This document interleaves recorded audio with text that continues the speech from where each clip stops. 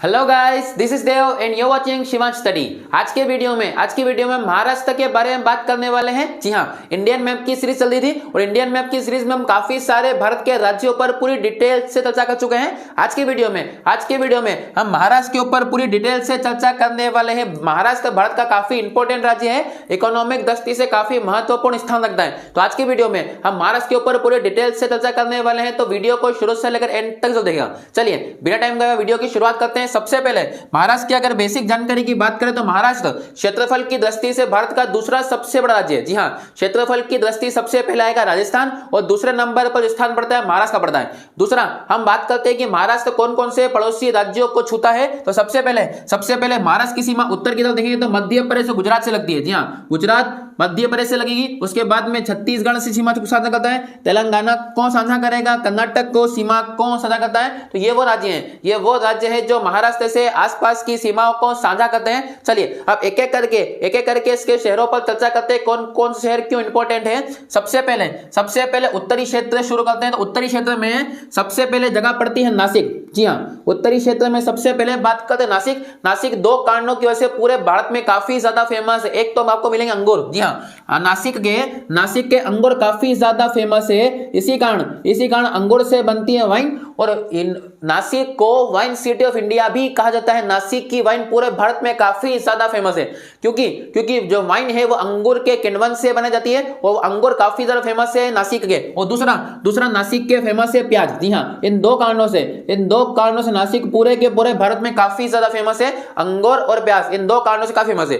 तीसरा जो नासिक है वहां पर 12 ज्योतिर्लिंग में से ज्योतिर्लिंग पड़ता है, इसका नाम है त्र्यंबकेश्वर ज्योतिर्लिंग का अगर जगह पूछा जाए तो कहां पड़ेगा? नासिक में पड़ता है। और यही त्र्यंबकेश्वर पर्वत से नदी निकलती है, गोदावरी।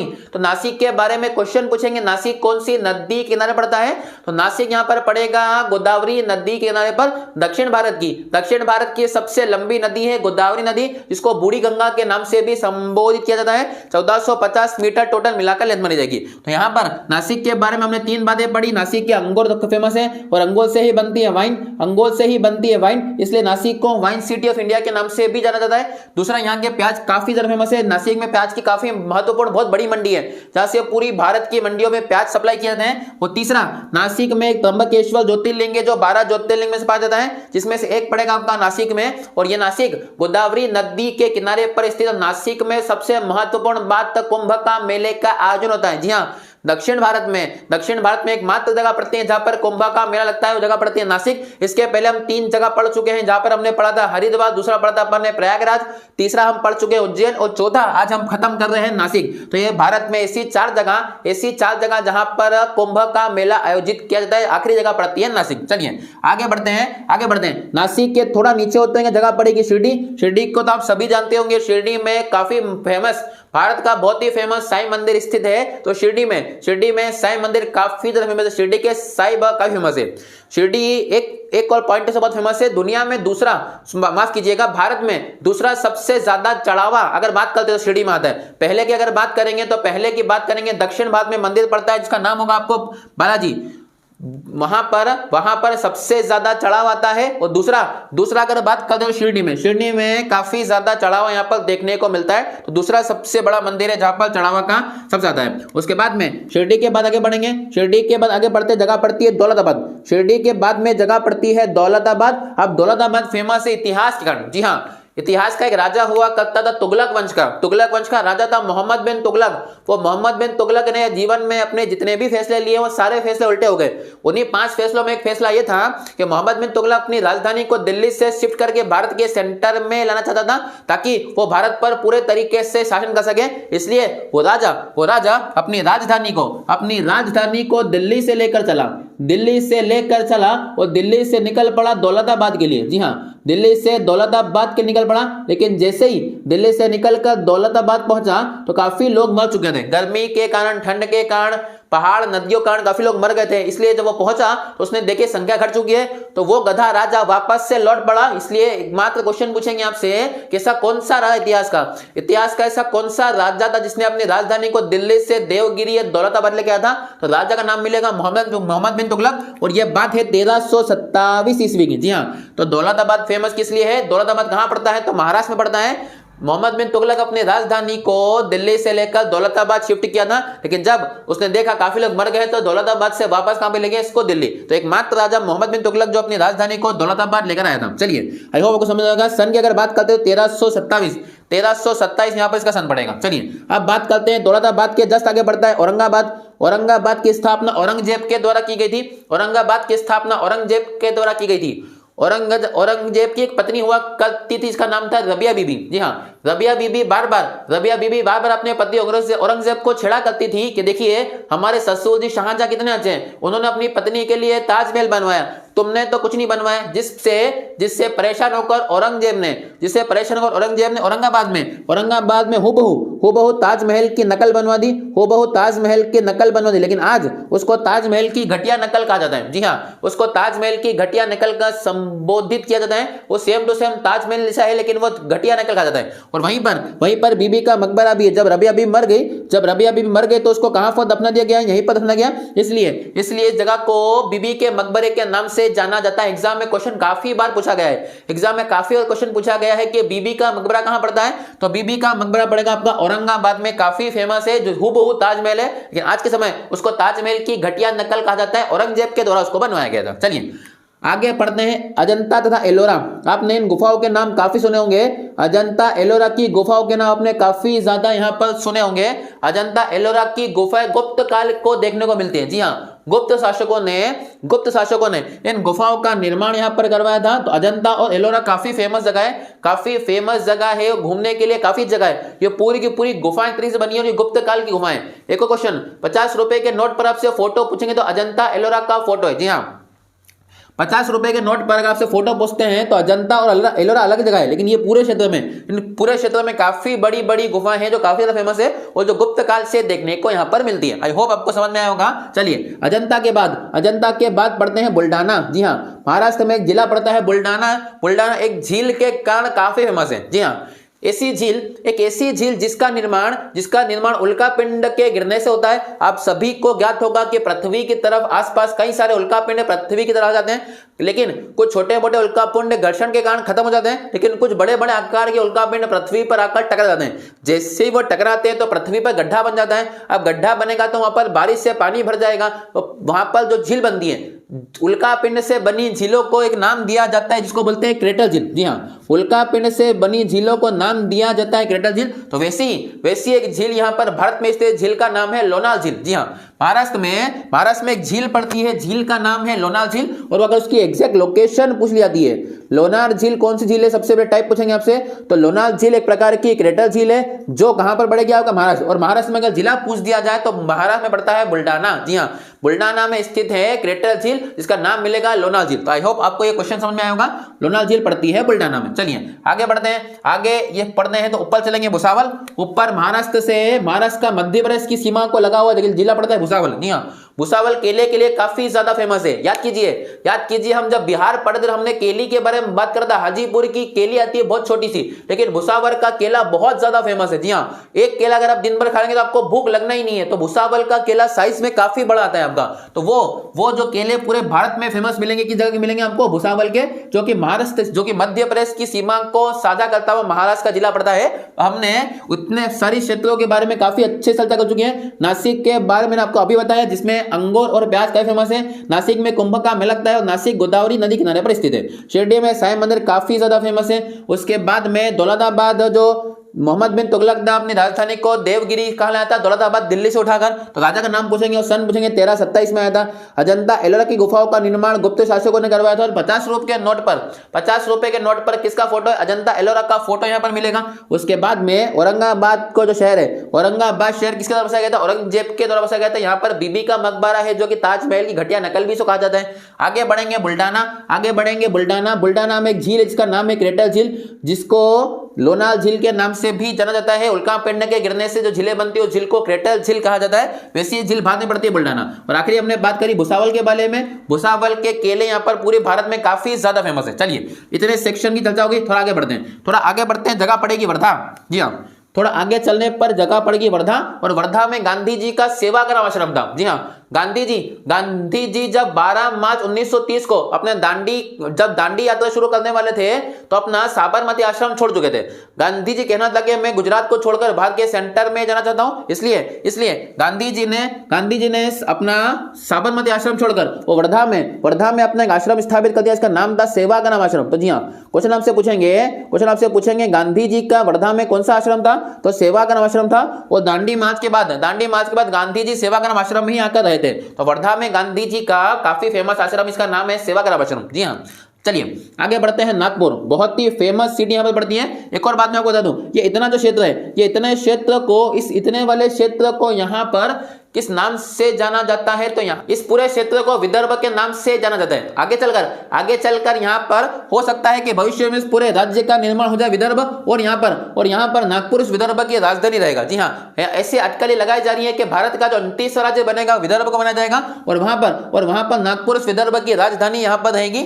चलिए आगे बढ़ते हैं, बात करते हैं नागपुर के बारे में। तो नागपुर एक तो ऑरेंज सिटी है। जी हाँ, नागपुर के संतरे पूरे भारत में काफी ज्यादा फेमस है, इसलिए पूरे नागपुर को ऑरेंज सिटी के नाम से जाना जाता है। अगर आपसे पूछते हैं पिंक सिटी, तो पिंक सिटी के नाम से जयपुर को जाना जाता है, क्योंकि वहां पर काफी सारे घरों पर पिंक का कलर पेंट किया हुआ है, इसलिए आज भी पुराने जयपुर को हम पिंक सिटी के नाम से जानते हैं, हवा महल के आसपास जयपुर। दूसरा, अगर हम बात करते हैं नागपुर के बारे में, तो नागपुर के संतरे काफी फेमस है, इसलिए नागपुर को ऑरेंज सिटी के नाम से भी जाना जाता है, और भी कई कारणों से नागपुर फेमस है। चलिए बात करते हैं जीरो माइल स्टेशन। जी हाँ, जीरो माइल स्टेशन जो मिलेगा वो आपको नागपुर में देखने को मिलेगा। इसका मतलब ये है, जीरो माइल का मतलब ये पड़ता है कि नागपुर भारत के बिल्कुल सेंटर में पड़ता है, इसलिए अगर आप भारत से किसी दूसरे देश की दूरी नापेंगे, जैसे हम अगर बोलते हैं कि मान लीजिए फॉर एग्जांपल कि भारत की अमेरिका से दूरी 10,000 किलोमीटर है, तो ये 10,000 किलोमीटर हम भारत में कहां से नापेंगे, तो हम वो दूरी को नापेंगे नागपुर से। जी हाँ, मतलब भारत के कंपैरिजन में किसी दूसरे देश की दूरी का नापते हैं, तो भारत के किस स्थान से वो दूरी नापी जाएगी, तो वो दूरी नापी जाएगी नागपुर से। ये नागपुर भारत के बिल्कुल सेंटर पड़ता है, इसलिए नागपुर को जीरो माइल स्टेशन के नाम से भी जाना जाता है। काफी इंपॉर्टेंट क्वेश्चन आपसे क्वेश्चन ये पूछेंगे, जीरो माइल स्टेशन कहां पर स्थित है, तो वो स्थित है आपका नागपुर में। तीसरा, आरएसएस का मुख्यालय। जी हाँ, राष्ट्रीय सेवक संघ का जो मुख्यालय है पड़ता है वो कहां पड़ेगा, आपका नागपुर में स्थित है। आगे, पर्यावरण अनुसंधान केंद्र, कपास तथा पर्यावरण अनुसंधान केंद्र, दोनों कपास तथा पर्यावरण अनुसंधान केंद्र दोनों कहां स्थित है आपका, तो वो जगह पड़ेगी आपका नागपुर। जी हाँ, नागपुर काफी फेमस सिटी है। चौथा, वायुसेना के जो मेंटेनेंस कमांड का मुख्यालय है, वायुसेना के जितने भी प्रकार के हवाई जहाज है उनका मेंटेनेंस कमांड का जो मुख्यालय है, जो मेन हेडक्वार्टर है, वो भी पड़ता है नागपुर में। नागपुर काफी फेमस सिटी यहाँ पर मानी जाती है, काफी फेमस सिटी है। मुंबई के बाद में सबसे फेमस यहाँ पर अगर महाराष्ट्र में किसको मानते हैं, नागपुर को। तो चलिए एक बार रिवाइज कर लेते हैं। ऑरेंज सिटी के नाम से नागपुर को जाना जाता है, जीरो माइल स्टेशन नागपुर में स्थित है, आरएसएस का मुख्यालय नागपुर पड़ेगा, पर्यावरण तथा कपास अनुसंधान केंद्र भी यहाँ पर नागपुर में स्थित है। और चौथा, वायुसेना के मेंटेनेंस कमांड का मुख्यालय भी आपको नागपुर में देखने को मिलेगा। नागपुर काफी फेमस सिटी है और ये विदर्भ में इस विदर्भ वाले क्षेत्र में आता है। चलिए थोड़ा आगे बढ़ते हैं। नागपुर हम पढ़ चुके हैं, वर्धा में गांधी जी का सेवाग्राम आश्रम है। इसके बाद बात करते हैं नांदेड़, उसके बाद बात करेंगे नांदेड़ में काफी फेमस गुरुद्वारा है। जी हाँ, सिख धर्म के 10वें गुरु गोविंद सिंह जी, सिख धर्म के 10वें गुरु गोविंद सिंह जी की हत्या नांदेड़ में एक पठान आदमी ने, गुल खान ने चाकू घोंपकर कर दी थी। जी हाँ, चाकू मारकर सिख धर्म के 10वें गुरु जिनका नाम था गुरु गोविंद सिंह जी, उनकी हत्या जिस जगह पर हुई थी जगह नाम नांदेड़ ही है। इसीलिए यहाँ पर एक गुरुद्वारा है नांदेड़ साहिब के नाम से गुरुद्वारा, जो कि काफी फेमस है। 1708 में सिख धर्म के 10वें गुरु गोविंद सिंह जी की हत्या किस स्थान पर हुई थी, जगह पड़ेगी नांदेड़। और एक गुल खान नाम के अफगान आदमी ने उनकी चाकू मारकर हत्या कर दी थी। तो नांदेड़ में पड़ता है आपका काफी फेमस गुरुद्वारा फेमस है। लातूर महाराष्ट्र में भूकंपीय क्षेत्र है। जी हाँ, महाराष्ट्र में एक ऐसा क्षेत्र जहां पर भूकंप के काफी चांस बनते हैं। तो पूरे तरीके से भूकंपीय क्षेत्र के नाम से किसको जानते हैं, तो लातूर को जानते हैं। लातूर काफी फेमस है, लेकिन यहाँ पर भूकंप काफी ज्यादा सेंटर पर है। जो टेबल है उसके कौन पड़ता है। चलिए अब ये इतना एरिया हम पूरा पढ़ चुके हैं, इतना हम पूरे क्षेत्र के बारे में चर्चा कर चुके हैं। आई होप आपको सारी बात समझ में होगी। चलिए अब वापस से बढ़ते हैं इस तरफ, आगे बात करते हैं तारापुर के बारे में। जी हाँ, तारापुर का नाम आपने सभी ने सुना होगा। 1972 भारत का पहला परमाणु रिएक्टर जिसका नाम था तारापुर, वो कहां स्थापित किया गया था? वो स्थापित किया गया तारापुर में। यह भारत का पहला परमाणु रिएक्टर था जो कि अमेरिका की हेल्प से स्थापित किया गया था। अमेरिका की हेल्प से हमने पहली बार 1972 में, तो वो जो स्टैब्लिशमेंट हुआ था उसका स्टैब्लिशमेंट किस जगह पर हुआ था? तारापुर। इसलिए उसको आज भी तारापुर परमाणु रिएक्टर या तारापुर परमाणु संस्थान के नाम से आज भी जाना जाता है। तो वो जगह पड़ती है तारापुर, ये काफी ज्यादा फेमस है। उसके बाद में सन याद रखना 1972, और किसके सहयोग से स्थापित किया गया था? यूएसए के। जी हाँ, यूएसए के सहयोग से भारत में पहला परमाणु रिएक्टर स्थापित किया गया था। उसके बाद में हम बात करते हैं पालघर के बारे में। तो पालघर का नाम आपने न्यूज में सुना होगा। पालघर में साधुओं की हत्या हो गई थी। जी हाँ, 2 साधुओं को यहां पर भीड़ ने मार कर हत्या कर दी। तो वो जगह जो फेमस हुई थी आपका महल पालघर के नाम से फेमस हुई थी। तो पालघर साधुओं की हत्या के लिए काफी ज्यादा फेमस हो गया था। उसके बाद बढ़ती है राजधानी। जी हाँ, मुंबई सपनों का शहर, मुंबई के नाम से जाना जाने वाली नगरी मुंबई काफी फेमस है। यहाँ पर बहुत सारी चीजें अगर आपसे क्वेश्चन पूछते हैं कि 7 टापुओं पर बना शहर, 7 टापुओं पर स्थित शहर, तो वहां शहर नाम पड़ेगा मुंबई। आपसे पूछते हैं 7 पहाड़ियों पर बसा शहर, तो रहेगा रोम। लेकिन अगर आपसे पूछते हैं 7 टापुओं पर स्थित शहर, तो वो शहर का नाम पड़ेगा मुंबई। सपनों की नगरी मुंबई माया नगरी के नाम से जाना जाता है। यहीं पर बॉलीवुड स्थित है। जी हाँ, बॉलीवुड का पूरे तरीके से जो बॉलीवुड सिटी है वो कहां पड़ती है? आपका मुंबई में पड़ती है। तो मुंबई काफी ज्यादा फेमस सिटी यहां पर मानी जाती है। उसके बाद में मुंबई से थोड़ी दूरी पर पड़ता है आपका ट्राम्बे। यहां पर भाभा परमाणु एटॉमिक रिसर्च सेंटर, जिसका नाम सुना होगा BAARC, जिसकी स्थापना होमी जहांगीर भाभा जी ने करी थी। तो वो जगह पड़ती है आपका मुंबई के थोड़ा पास में, इसलिए काफी फेमस है। उसके बाद में मुंबई से थोड़ी दूरी पर एक जगह पड़ती है, इसका नाम है बंदरगाह नावाशोवा। भारत का सबसे फेमस बंदरगाह कांडला के बाद में जो पड़ता है वो पड़ता है आपका मुंबई का नावाशोवा। ये प्राकृतिक बंदरगाह काफी फेमस है। उसके बाद में मुंबई से पुणे तक भारत में पहली बार एक्सप्रेस से बनाया गया था। जी हाँ, क्वेश्चन ये पूछ सकते हैं आपसे कि भारत का सबसे पहला एक्सप्रेस वे का नाम बताइए। तो मुंबई पुणे एक्सप्रेस वे भारत का पहला एक्सप्रेस वे है। यहाँ पर एक बहुत ही फेमस भारत के मंत्री मिलेंगे आपको, नितिन गडकरी जी। जी हाँ, वो महाराष्ट्र के ही रहने वाले हैं, नागपुर के। वो अभी तक के एकमात्र ऐसे मंत्री जिनका डिपार्टमेंट अभी तक नहीं बदला है 8 सालों में। नरेंद्र मोदी मंत्रालय में नितिन गडकरी जी इतने फेमस है कि 8 साल में उनका अभी तक मंत्रालय नहीं बदला गया। वो बहुत ही प्रख्यात यहाँ पर है। उनको रोड मैन ऑफ इंडिया के नाम से जाना जाता है। हम उनके बारे में एक डेडिकेटेड वीडियो बनाएंगे। जी हाँ, वो बहुत प्रख्यात व्यक्ति है। नितिन गडकरी की सोच बहुत अच्छी है। नितिन गडकरी जी ने ऐसा कहा है कि हम आने वाले 20-30 सालों में भारत में पेट्रोल का एक्सपोर्ट 0 कर देंगे, मतलब पेट्रोल मंगाना ही बंद कर देंगे, हाईटेक सड़कें बनाएंगे। वो बहुत बेहतरीन यहाँ पर मंत्री मिलेंगे आपको, गडकरी जी बहुत ही प्रख्यात व्यक्ति है। तो मुंबई से पुणे जो भारत का पहला एक्सप्रेस वे था वो मुंबई से पुणे तक यहाँ पर बनाया गया था। चलिए, मुंबई के बाद में बात करते हैं खंडाला की। आपने नाम सुना होगा अतीक्या खंडाला। तो खंडाला इसी कारण फेमस है। जी हाँ, खंडाला पर्यटन क्षेत्र के नाम से काफी ज्यादा फेमस है। खंडाला पर्यटन सिटी है। चलिए आगे बढ़ते हैं। ऊपर बढ़ेंगे तो जगह पड़ती है ठाणे। ऊपर चलेंगे तो जगह मिलेगी आपको ठाणे। जी हाँ, मुंबई से ठाणे याद कीजिए 16 अप्रैल 1853 को भारत में पहली बार पैसेंजर ट्रेन चलवाई गई थी। वो पैसेंजर ट्रेन कहां से कहां के बीच में चली थी? तो पैसेंजर ट्रेन चली थी मुंबई से ठाणे के बीच में। वो डेट पूछी जाएगी तो 16 अप्रैल 1853 को। और किसके शासनकाल में? डलहौजी के शासनकाल में चलाई गई थी। जी हाँ, डलहौजी को आधुनिक भारत का जनक कहा जाता है। इसलिए इसने ट्रेन यहां पर चलवाई थी मुंबई से ठाणे। ये भारत की पहली पैसेंजर ट्रेन हुआ करती थी। इसमें टोटल मिलाकर 3 इंजन लगे, इसका नाम था साहेब सुल्तान सिंध। टोटल मिलाकर 14 डब्बे लगे थे और 400 यात्री इसके अंदर बैठे थे। और शाम का समय हो रहा था जब वो ट्रेन चल गई थी। और ट्रेन का नाम आपको मिलेगा ब्लैक ब्यूटी। जी हाँ, काफी सारे क्वेश्चन रेलवे में घुमा कर पूछने हैं। तो भारत की पहली ट्रेन मुंबई से ठाणे 16 अप्रैल 1853। लेकिन अगर क्वेश्चन ये पूछते हैं भारत की पहली इलेक्ट्रिक ट्रेन, तो मुंबई से कुल्ला। जी हाँ, भारत की पहले अगर इलेक्ट्रिक ट्रेन की बात करेंगे तो मुंबई से कुल्ला पड़ेगी। लेकिन भारत की पहली अगर पैसेंजर ट्रेन की बात करते हैं तो वो पड़ेगी आपका मुंबई से ठाणे के बीच में चलाई गई थी। चलिए आगे बढ़ते हैं। आई होप समझ आ गया होगा। उसके बाद में जगह पड़ते हैं पनवेल। जी हाँ, पनवेल तो आप सभी ने सुना होगा। अरे जल्दी बोल पनवेल निकलना है, अरे जल्दी बोल कल सुबह पनवेल निकलना है। जी हाँ, ये मेम्स काफी ज्यादा फेमस है। तो पनवेल जो एग्जैक्ट जगह है, जिस जगह के लिए मेम बना हुआ है, वो पनवेल एग्जैक्टली कहां पड़ता है आपका? वो जगह पड़ती है महाराष्ट्र में। चलिए आगे बढ़ते हैं पुणे। आगे पड़ेगा पुणे। पुणे जो क्षेत्र है वृष्टि छाया में आता है। जी हाँ, वृष्टि छाया में आता है क्योंकि यहाँ पर एक पूरे तरीके से पर्वत स्थित है, इसका नाम है पश्चिमी घाट। और पश्चिमी घाट में जितनी बारिश होती है वो सारी बारिश पश्चिमी घाट की तरफ हो जाती है, उस तरफ बारिश कम होती है, इसलिए पुणे में पानी काफी ज्यादा समस्या देखने को मिलती है, क्योंकि पुणे आता है वृष्टि छाया में। पुणे में मौसम वेधशाला स्थित है। जी हाँ, मौसम वेधशाला का मुख्यालय कहाँ पड़ेगा आपका? पुणे में। और वहीं सीरम इंस्टीट्यूट ऑफ इंडिया, जी हाँ, serum institute of India Pune वाला, अधर पुणे वाला जी की जो कंपनी जिसने भारत के लिए वैक्सीन बनाई थी, उसका जो मुख्यालय है वो भी कहां स्थित है आपका? पुणे में ही स्थित है। तो अधर पुणे वाला जी कहां मिलेंगे आपको? पुणे में देखने को मिलेंगे।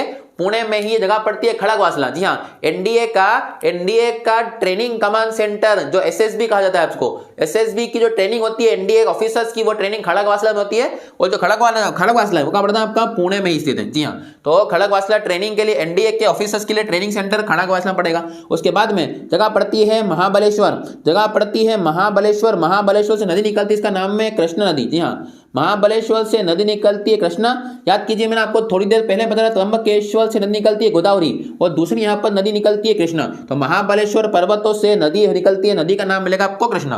महाबलेश्वर से थोड़ी नीचे चलेंगे, जगह पड़ेगी सतारा। जी हाँ, महाबलेश्वर से थोड़ी नीचे चलेंगे तो जगह पड़ती है सतारा। 1878 में डलहौजी ने एक नीति लगाई थी, इसका नाम था हड़प नीति। तो हड़प नीति के तहत टोटल मिलाकर 3 राज्यों का हड़प्पा कर, इसमें था आपका नागपुर, दूसरा सतारा और तीसरा पड़ेगा आपका झांसी। तो सतारा इसी कारण से फेमस है। टोटल मिलाकर 3 नगर ऐसे थे जिसको हड़प नीति के तहत हड़प लिया गया था, तो वो जगह पड़ती है डलहौजी चला गया, लेकिन उसकी नीति कायम थी। तो 1878 में सतारा को डलहौजी की हड़प नीति के तहत क्या कर लिया गया था आपका? हड़प लिया गया था। और मैंने आपको अभी बताया ऐसे टोटल मिलाकर 3 नगर देश में थे। चलिए, जगह पड़ेगी कोल्हापुर। आपने कोल्हापुर का नाम कहीं ना कहीं सुना होगा। कोल्हापुर की चप्पल बड़ी फेमस, इसको बोलते हैं कोल्हापुरी। जी हाँ, आई होप आपने चप्पल कहीं ना कहीं देखी होगी। अगर नहीं देखी तो मैं आपको इमेज बता दूंगा। चप्पल कोल्हापुरी चप्पल जो आती है वो काफी डिजाइनिंग चप्पल है। और इंटरेस्टिंग बात यह है कि कोल्हापुरी चप्पल को जीआई टैग, जी हाँ, जियोग्राफिकल इंडिकेशन टैक्स भी मिला हुआ है। जियोग्राफिकल इंडिकेशन टैग मिला हुआ है कोल्हापुर चप्पल को। इसलिए जो जगह है कोल्हापुर, जो जगह है वो कहां पड़ती है आपका? महाराष्ट्र में पड़ती है, इसके दक्षिण क्षेत्र में। तो कोल्हापुरी चप्पल भारत के लिए काफी फेमस चप्पल है, इसको जीआई टैग मिला हुआ है। कोल्हापुर से थोड़ा राइट चलेंगे, थोड़ा लेफ्ट चलेंगे तो जगह पड़ती है रत्नावली के आम जिनका नाम है अल्फांसो आम। जी हाँ, रत्नावली के आम फेमस है, इनका नाम है अल्फांसो आम। ये अल्फांसो आम वही आम है जिसका प्रयोग माजा बनाने में किया जाता है। जी हाँ, वो सॉफ्ट ड्रिंक जिसको माजा कहा जाता है, माजा जो ड्रिंक है उसमें जिन आमों का प्रयोग किया जाता है उन आमों का नाम अल्फांसो आम ही है। और वो कहाँ के लिए फेमस है? रत्नावली के अल्फांसो आम काफी ज्यादा फेमस है। अब आई होप हम महाराष्ट्र के सारे जिलों के बारे में पूरी अच्छे डिटेल से चर्चा कर चुके हैं। अगर आपको चीजें याद नहीं होती, कुछ नहीं करना है आपको, वीडियो को एक बार फिर से देखना है। अगर आप 2 बार वीडियो को पूर्ण रूप से देख लेंगे तो आपको सारी चीजें बहुत अच्छे तरीके से हो जाएगी। आई होप आपको वीडियो पसंद आएगा। तो प्लीज अगर वीडियो पसंद आए तो वीडियो को लाइक कीजिए, चैनल सब्सक्राइब कीजिए। मिलते हैं अगली वीडियो में, तब तक के लिए जय हिंद।